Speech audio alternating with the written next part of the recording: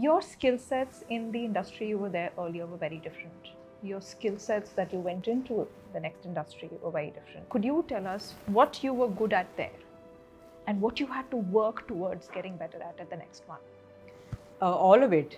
I have never studied PR or I've not done mass communications. I didn't do a formal course on it.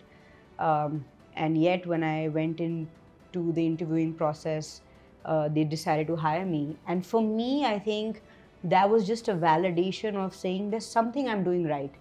Um, let's double click on what that right is.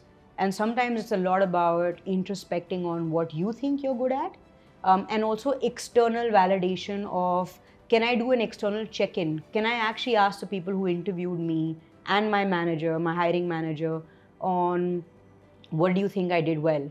And that's a great way to constantly audit where you are. So if you're asking me in terms of tangible skills, I learned everything about comms. And a lot of it was watching and learning, observing, doing a bunch of meetings with journalists, learning on the job, building the network, taking as much feedback as I could.